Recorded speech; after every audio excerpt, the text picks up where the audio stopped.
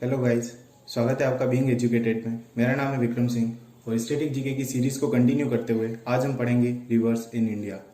तो भारत में reverse in India के बारे में हम जो स्टैटिक जीके का पोर्शन है वो तो कवर करेंगे, लेकिन स्टैटिक जीके के साथ साथ एक काफ़ी ह्यूज पोर्शन होता है ज्योग्राफी का जो रिवर से रिलेटेड होता है, उसको भी हम कंप्लीट कर लेंगे। तो इसमें स्टैटिक जीके के साथ साथ काफ़ी सारे फैक्ट्स और इम्पोर्टेंट जो चीज़ें हैं जो कॉम्पिटिटिव एग्जाम्स के लिए काम में आएंगी वो भी मैं बताऊंगा। तो एक हिसाब से ये पूरा जो ज्योग्राफी का पोर्शन है वो भी कवर हो जाएगा। तो स्टार्ट करते हैं। तो रिवर्स इन इंडिया को हम दो पार्ट्स में पढ़ सकते हैं।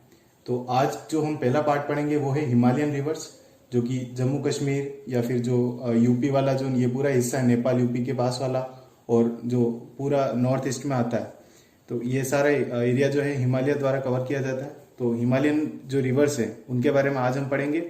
जो नेक्स्ट पोर्शन होगा, जो नेक्स्ट पार्ट होगा, उसमें हम पेनिनसुलर रिवर्स पे पढ़ेंगे। पेनिनसुलर रिवर्स में जो गुजरात, महाराष्ट्र, आंध्र प्रदेश, कर्नाटका, केरल, तमिलनाडु, यहाँ पर जो रिवर्स होती है उनके बारे में पढ़ेंगे। तो आज जो फर्स्ट पार्ट है वो हिमालयन रिवर्स के बारे में। तो हिमालयन रिवर्स में जो मेजर रिवर्स है वो तीन रिवर्स है, इंडस, ब्रह्मपुत्र एंड गंगा। ये तीन मेन रिवर्स है, या रिवर सिस्टम कह दो, ये आपकी रिवर सिस्टम है, रिवर सिस्टम। यानी कि इंडस, यानी जिसे हम सिंधु नदी भी कहते हैं, तो जो इंडस रिवर है ये पूरा एक रिवर सिस्टम है। ये जो आप यहाँ से देख रहे हैं, जो ये सेंगे जांगबो, ये जो तिब्बतियन एरिया है, यहाँ से ये ओरिजिनेट होती है। तो ये इंडस रिवर यहाँ से चलती हुई आती है। तो ये जो है लद्दाख वाला पोर्शन करके जब पाकिस्तान में एंटर करती है, तो ये तो होगी मेन रिवर। इन मेन रिवर्स के अलावा ये जो काफी सारी आप ट्रिब्यूटरीज देख सकते हैं। ट्रिब्यूटरीज जो मेन रिवर की जो सहायक नदियां होती है, जो अपना पानी मेन रिवर में भी गिराती है और फाइनली मेन रिवर सारा पानी लेकर किसी एक पर्टिकुलर सी में ड्रेन हो जाती है। तो ये तो हो गई मेन रिवर, और जो इसमें पानी गिरा रही है वो हो गई सारी इसकी ट्रिब्यूटरीज। तो ये तो हो गया मेन रिवर सिस्टम, जिसमें इंडस रिवर सिस्टम, जिसमें इंडस रिवर और उसकी मेन ट्रिब्यूटरीज जो भी खास नदियां हैं जैसे झेलम, चिनाब, उनके बारे में पढ़ेंगे। फिर ब्रह्मपुत्र, ब्रह्मपुत्र मेन रिवर हो गई, उसकी ट्रिब्यूटरीज के बारे में देखेंगे। इसमें ज्यादा नहीं है, छोटा सा ही होगा। और फिर फाइनली हम गंगा रिवर सिस्टम, जो कि काफी बड़ा रिवर सिस्टम है भारत में, उसके बारे में देखेंगे। मेन रिवर तो हो गई गंगा, फिर यमुना और बहुत सारी जो हिमालयन रिवर्स है और जो पेनिनसुला से भी कुछ रिवर्स आती है उनके बारे में हम देखेंगे। तो स्टार्ट करते हैं। इंडस रिवर से हम स्टार्ट करेंगे। एक बात और देख लो, ब्रह्मपुत्र जो है ये सबसे बड़ी नदी है। इनफैक्ट ये जो तीनों नदियां हैं, इंडस रिवर, ब्रह्मपुत्र और गंगा, ये भारत की टॉप 3 नदियों में आती है लेंथ वाइज। सबसे बड़ी नदी हो जाएगी ब्रह्मपुत्र नदी भारत में। टोटल जो इसकी लेंथ है, जो भारत, चाइना और बांग्लादेश में जो मिला के टोटल लेंथ है वो ब्रह्मपुत्र की सबसे ज्यादा है। तो सबसे बड़ी नदी ब्रह्मपुत्र, सेकंड इंडस, और थर्ड नंबर पे आती गंगा। तो ब्रह्मपुत्र सबसे बड़ी नदी, फिर इंडस, फिर गंगा। लेकिन बात करें सिर्फ अगर भारत में सबसे ज्यादा लंबाई किस नदी की है, तो हम बात करेंगे गंगा नदी की। गंगा रिवर जो है इसकी लंबाई सबसे ज्यादा भारत में है। तो क्वेश्चन इस प्रकार से बन सकता है कि भारत में बहने वाली सबसे लंबी नदी कौन सी हो जाएगी, तो वो हो जाएगी गंगा रिवर। तो अब स्टार्ट करते हैं इंडस रिवर सिस्टम से।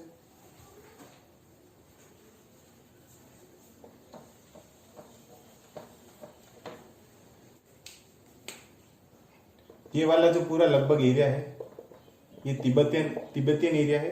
तिब्बतियन एरिया में ही मानसरोवर लेक जो पड़ती है, और मानसरोवर एरिया वाला हम इसको एरिया कह सकते हैं। इसी एरिया के पास में आता है सेंगे जांगबो। सेंगे जांगबो एक ग्लेशियर है, यहां से ओरिजिनेट होती है इंडस रिवर।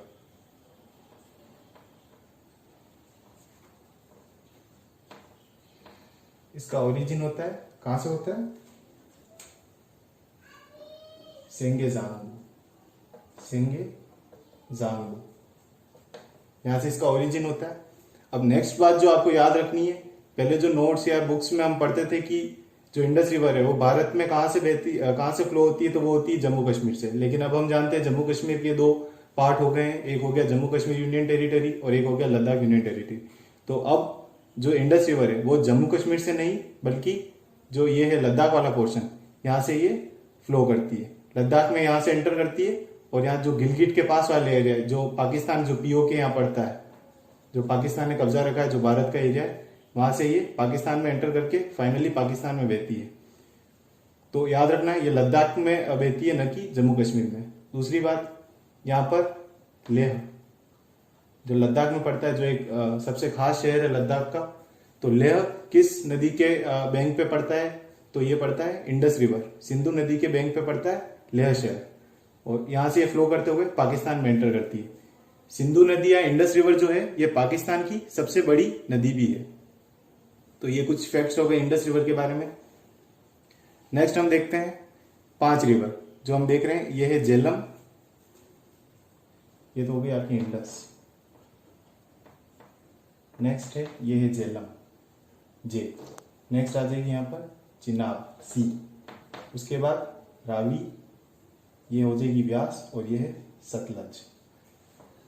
तो जो झेलम रिवर है, झेलम, चिनाब, रावी, व्यास और सतलज, ये जो 5 नदियां हैं ये मिलके पंचनद बनाती है, पंचनद। अब ये पंचनद का क्या मतलब है? इसका सीधा से यही मतलब है 5 नदियां। तो पंजाब में बहने वाली ये 5 जो मेन रिवर्स है, इन्हीं को पंचनद कहते हैं। अब आप देखेंगे कि झेलम है, इसका तो पंजाब से कोई रिलेशन ही नहीं है, लेकिन एक पंजाब जो है वो पाकिस्तान में भी पड़ता है। इंडिपेंडेंस से पहले पूरा यही पंजाब होता था, जो पाकिस्तान में भी है और भारत में भी है, मिलकर एक पंजाब बनाता था।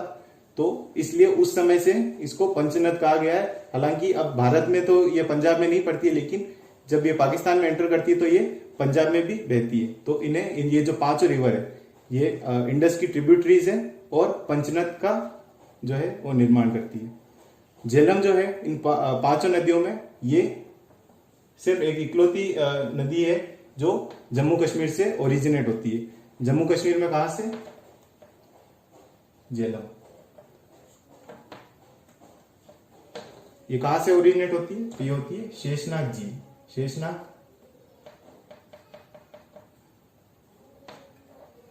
शेषनाग लेक से, यहां से ओरिजिनेट होती है।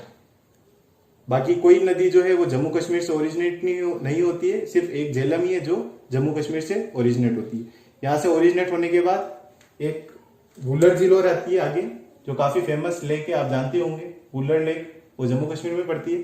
तो ये वुलर लेक में मिलने के बाद फाइनली पाकिस्तान और भारत की बाउंड्री से फ्लो करते हुए पाकिस्तान में एंटर कर जाती है। तो ये 2-3 पॉइंट्स हो गए झेलम नदी के बारे में। और श्रीनगर जो है वो यही झेलम नदी के किनारे ही बसा हुआ है। श्रीनगर झेलम नदी के यहाँ, लेह जो था वो इंडस रिवर के किनारे बसा हुआ है। नेक्स्ट हम देखते हैं चिनाब रिवर के बारे में। चिनाब रिवर जो है वो यहां से,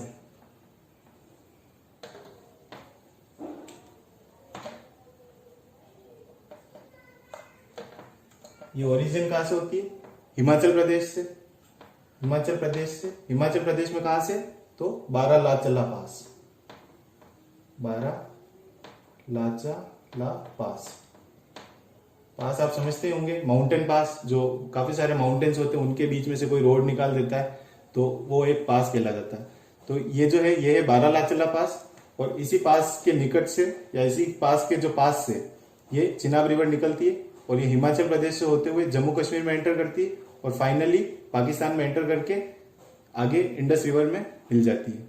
चिनाब रिवर के बाद हम देखते हैं रावी और व्यास। रावी और व्यास को मैं एक ही बता देता हूं, मतलब रिवर तो अलग है लेकिन ये दोनों निकलती कहां से? वो है रोहतांग पास से। रावी एंड व्यास, ये दोनों रिवर है, ये भी हिमाचल प्रदेश से ही ओरिजिनेट होती है, वहीं से स्टार्ट होती है। और रोहतांग पास, दोनों रोहतांग पास के पास से ही ओरिजिनेट होती है, यहां से ओरिजिनेट होती है।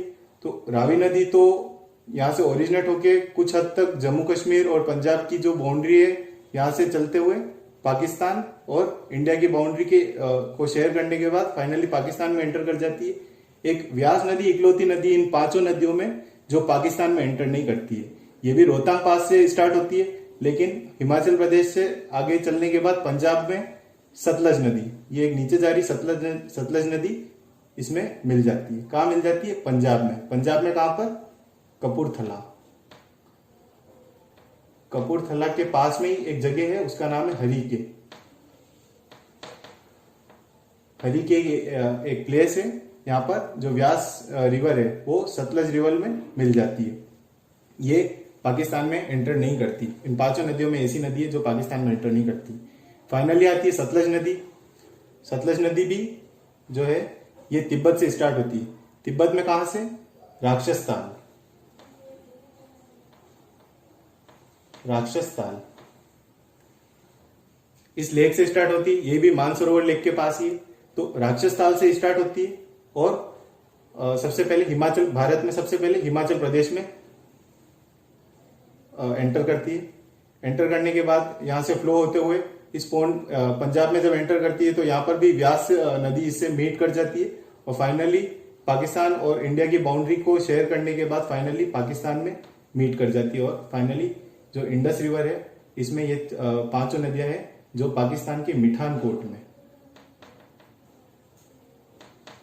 कोट ये पाकिस्तान में एरिया है। यहाँ पर जो इंडस रिवर है इन पांचों जो नदियों का जो है पानी वो फाइनली लेके आगे बढ़ जाती है और जो इंडस रिवर है ये आगे बढ़ के जो अरेबियन सी है अपना सारा पानी इसमें ड्रेन कर देती है।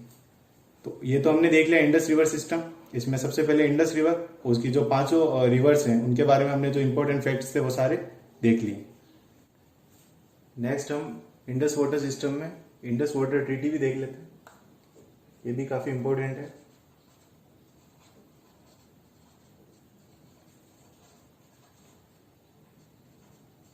इंडस वाटर ट्रीटी 1960 में हुई थी। ये पाकिस्तान और इंडिया के बीच में हुई थी। इसमें जो ये जो 6 रिवर्स है जिसमें इंडस, झेलम और चिनाब, इनको वेस्टर्न रिवर्स कह दिया गया, वेस्टर्न रिवर्स। और जो नीचे की जो बाकी बची हुई 3 रिवर्स है वो है रावी, व्यास एंड सतलुज। इनको ईस्टर्न रिवर्स कहा गया है। तो इस ट्रीटी में क्या था? इस ट्रीटी में यही था कि इन रिवर्स से जो 80% वाटर होगा वो तो इस्तेमाल करेगा पाकिस्तान और जो 20% वाटर होगा उसका इस्तेमाल करेगा इंडिया। जिनमें से इंडस, झेलम और चिनाब पे पूरी तरीके से पाकिस्तान का हक था। रावी, व्यास और सतलज पे भारत को अधिकार दिया गया।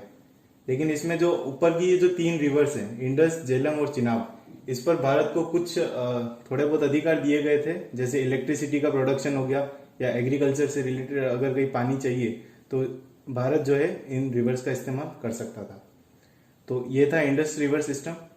अब हम देखते हैं ब्रह्मपुत्र रिवर सिस्टम के बारे में।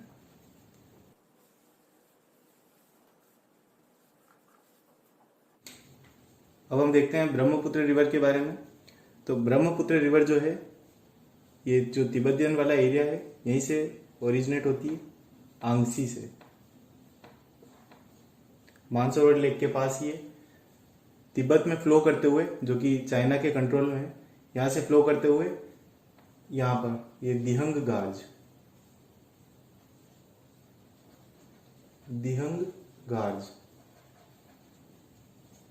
यहां से टर्न लेती है। गार्ज क्या होता है? जो ब्रह्मपुत्र रिवर है ये हिमालय फॉर्म हुए थे उससे भी पहले ये फ्लो कर रही है, उससे भी पहले काफी टाइम से ये फ्लो कर रही है।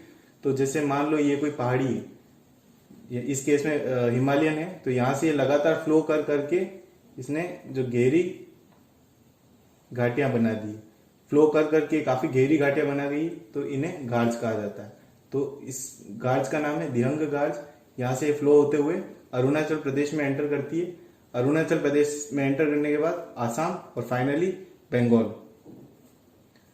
तो यहां पर ये वाला जो हिस्सा है, यहां पर जो तिब्बत में इस रिवर को सांगपो कहा जाता है।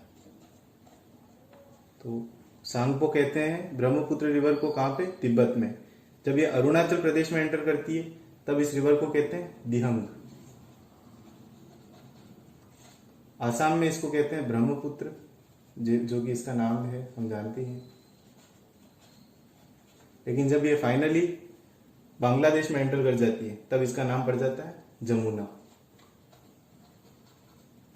तो ये 3-4 नाम है जो आपको याद रखने। जब ये तिब्बत वाले एरिया में फ्लो करती है तब जांगपो, अरुणाचल प्रदेश में एंटर करती है तो दिहंग, और आसाम में एंटर करने के बाद ब्रह्मपुत्र, और फाइनली जब बांग्लादेश में ये फ्लो करती है तो इसको जमुना कहा जाता है। अरुणाचल प्रदेश में एंटर करने के बाद ही इसकी दो ट्रिब्यूटरीज हैं, एक तो है दिबांग, दूसरे पेन से लिख दो, एक तो है दिबांग, ये भी अरुणाचल प्रदेश की रिवर है जो इसमें मिल जाती है, अरुणाचल प्रदेश में मिल जाती है, और एक है लोहित। ये दोनों किसकी ट्रिब्यूटरीज है? ब्रह्मपुत्र रिवर की, जो कि अरुणाचल प्रदेश में ही इससे मिल जाती है। फिर ये वाला पोर्शन आ जाता है आसाम का।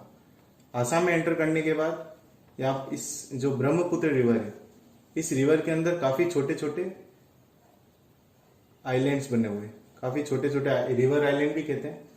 तो इन्हीं में एक काफी बड़ा आइलैंड है, उसको नाम देते हैं मांजुली रिवर आइलैंड।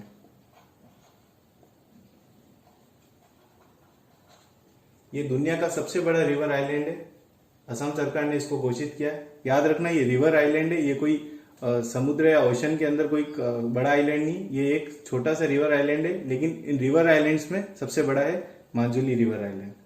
फिर आसाम से फ्लो करने के बाद ये फाइनली बांग्लादेश में एंटर करती है। बांग्लादेश में इसको जमुना कहते हैं, वो मैंने बता ही दिया। इसके अलावा यहाँ पर एक है ये जो सिक्किम वाला एरिया है, यहाँ पे है जेमू ग्लेशियर। जेमू ग्लेशियर, इसमें से एक रिवर निकलती है जिसका नाम है तिस्ता। ये तिस्ता रिवर बांग्लादेश में ब्रह्मपुत्र से मिल जाती है, इस रिवर का नाम है तिस्ता। ये जेमू ग्लेशियर से निकलती है सिक्किम से। इसी तरीके से तिस्ता रिवर के अलावा गंगा रिवर, जो भारत में दो पार्ट्स में बट जाती है, एक तो वेस्ट बंगाल में फ्लो करती है और एक बांग्लादेश में। जो बांग्लादेश में फ्लो करती है वो भी इस ब्रह्मपुत्र से मिल जाती है। इसके अलावा भूटान से एक मानस रिवर और आती है, वो भी इसमें मिल जाती है।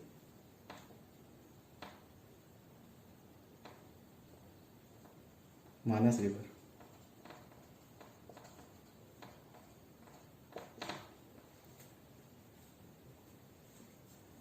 तो ये कुछ इंपॉर्टेंट फैक्ट्स थे ब्रह्मपुत्र रिवर के, जो मैंने बता दिया आपको।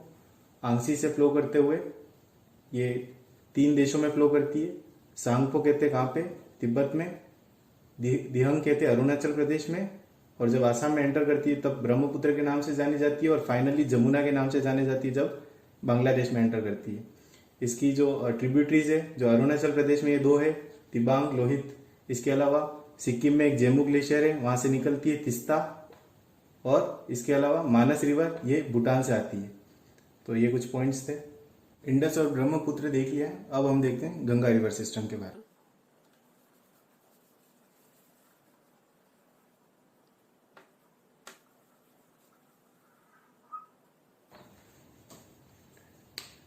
गंगा रिवर जो है वो उत्तराखंड राज्य से निकलती है, और यमुना रिवर भी उत्तराखंड से निकलती है। जो गंगा रिवर है उत्तराखंड में गंगोत्री ग्लेशियर से, गंगोत्री ग्लेशियर यहां से निकलती है। हालांकि ये एक ही इसका पार्ट नहीं है, ये पहले 2 पार्ट होते हैं, और ये 2 पार्ट मिलके एक पार्ट बनाते हैं जिसे गंगा रिवर कहते हैं। तो बेसिकली ये 2 पार्ट से मिलके गंगा रिवर बनती है, ये वाला पार्ट और ये वाला पार्ट। ये वाला जो पार्ट है इसको कहते हैं भागीरथी, भागीरथी रिवर, प्लस दूसरा पार्ट है अलकनंदा, अलकनंदा। जो भागीरथी है बेसिकली ये है गंगोत्री ग्लेशियर से निकलती है, और जो अलकनंदा होती है, अलकनंदा ये सतोपत ग्लेशियर से निकलती है। तो गंगोत्री से निकलती है भागीरथी रिवर, और सतोपत ग्लेशियर से निकलती है अलकनंदा। और ये दोनों जो पार्ट्स है, ये दोनों फाइनली मिलके देवप्रयाग, ये जो पॉइंट है ये है देवप्रयाग।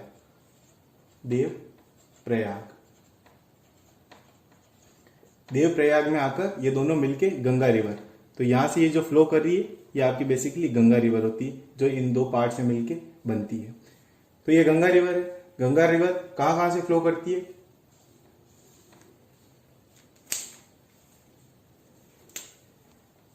ये फ्लो करती है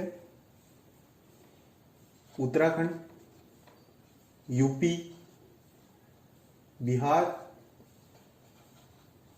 झारखंड और वेस्ट बंगाल। तो ये भारत में 5 स्टेट से फ्लो करती है। तो याद कैसे रखेंगे? उत्तराखंड और यूपी, यूपी से अलग हुआ था उत्तराखंड, तो ये 2 स्टेट हो गए। बिहार एंड झारखंड, बिहार से अलग हुआ था झारखंड, ये 2 स्टेट हो गए। 4 ये हो गए और एक अलग वेस्ट बंगाल, जहां से ये फाइनली दूसरे देश यानी कि बांग्लादेश में एंटर कर जाती है। तो ये हो गई आपके गंगा रिवर। अब गंगा रिवर की ट्रिब्यूटरीज क्या क्या है? एक तो हो गई यमुना रिवर, ये भी हिमालयन यहां से फ्लो करके निकलती है उत्तराखंड में से। उत्तराखंड में कहां से? Yamunotri glacier, Yamunotri glacier. गंगा नदी 2 धाराओं से गंगोत्री ग्लेशियर से निकलती है और यमुना जो है वो यमुनोत्री ग्लेशियर से निकलती है। तो गंगा की जितनी भी ट्रिब्यूटरीज है उनमें से एक यमुना नदी है जो हिमालय से निकलती है और गंगा नदी के राइट साइड में मिलती है। सिर्फ यमुना ही है जो राइट साइड में मिलती है। कब? वो जब हिमालय से निकल रही है और राइट साइड में मिल रही है। बाकी जितनी भी हिमालयन रिवर्स है ये सारी लेफ्ट साइड में मिल रही है हिमालय से निकलने के बाद, क्योंकि यमुना आप देख सकते हो गंगा के इस तरफ पड़ रही है, इसलिए यहां से ये राइट साइड में निकलती है। तो यहां से बाकी कौन कौन सी होगी? राम, गोमती,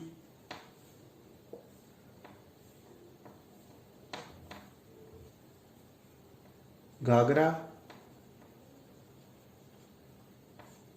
गंडक एंड कोसी।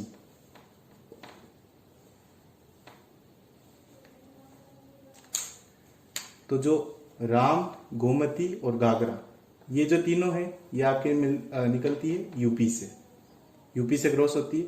और गंडक और कोसी ये दोनों हैं बिहार से आने वाली।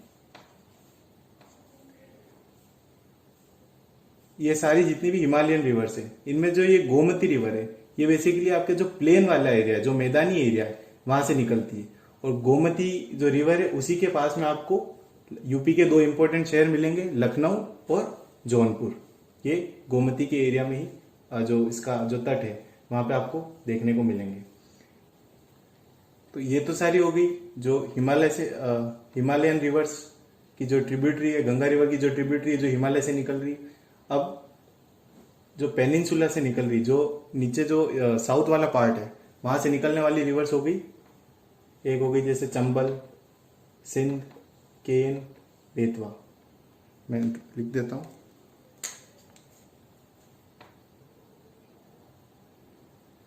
ये हो जाएगी आपकी चंबल, सिंध, केन एंड बेतवा। यह आपकी बेसिकली जो एमपी में पड़ता है मालवा।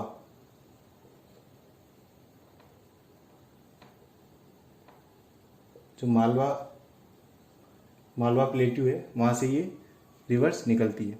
इसके अलावा ये तो आपके सीधी जो है यमुना रिवर में मिल रही है, ये डायरेक्टली गंगा में ड्रेन नहीं हो रही है, ये आपकी यमुना में मिलती है और यमुना फाइनली गंगा में मिलती है।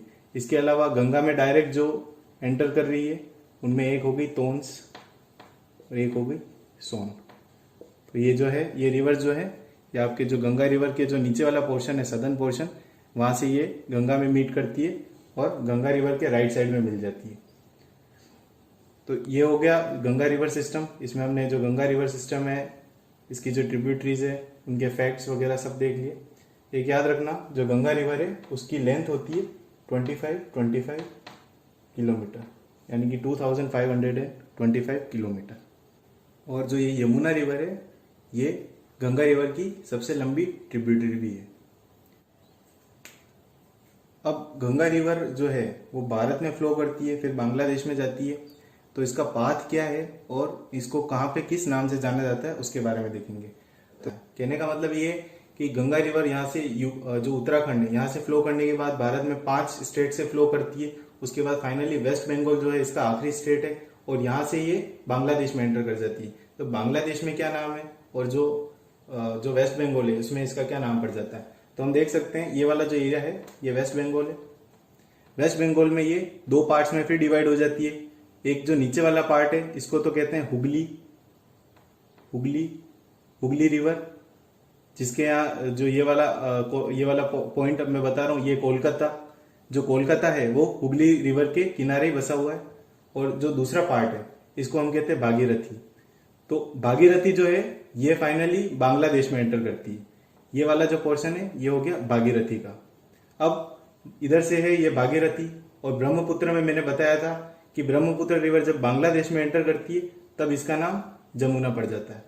और जो भागीरथी है ये जब बांग्लादेश में एंटर करती है तब इसका नाम पद्मा पड़ जाता है। Padma and Jamuna, Padma plus Jamuna. तो पद्मा तो कौन सी होगी, जो गंगा रिवर है जो बांग्लादेश में एंटर कर रही है, और जो जमुना कौन सी होगी, जो ब्रह्मपुत्र रिवर है जो बांग्लादेश में एंटर कर रही है। ये दोनों फिर मिलती है, तो इन दोनों की जो जॉइंट रिवर होती है, जो ये दोनों मिलके जॉइंट मिलके बनाती है, ये फिर से पद्मा रिवर कहलाती है। क्या कहलाती है फ्रेंड्स? पद्मा। पद्मा। और एक रिवर आपको यहां से और दिख रही होगी, ये है मेघना रिवर। ये मणिपुर से फ्लो करती हुई आ रही है, मणिपुर स्टेट से फ्लो करती है, इसका नाम है मेघना।